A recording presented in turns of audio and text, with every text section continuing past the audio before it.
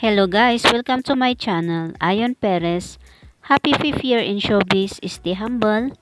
Always God bless you and your wife Mimi. Vice ganda, Mr. na si Ayon Perez, nagdiriwang ngayon ng kanyang ika-5 taon na sa showbiz industry. 5 taon na ang nakalipas, ngunit mas lalo pa siyang kinagigiliwan ng madlang people. Wala nang mag-umpisa ang kanilang love story ni Vice ganda.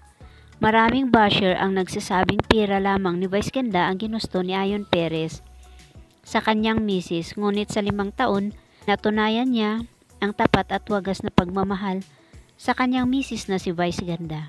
Intak pa rin ang kanilang relasyon at lalo pang tumitibay ang kanilang pagmamahalan sa isa't isa.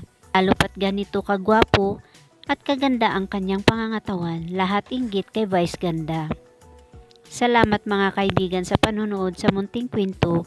Huwag kalimutang i-subscribe ang aking channel. Kung di pa kayo nakakapag-subscribe sa Artista TV, subscribe na upang lagi kayong updated sa mga paborito nyong celebrity.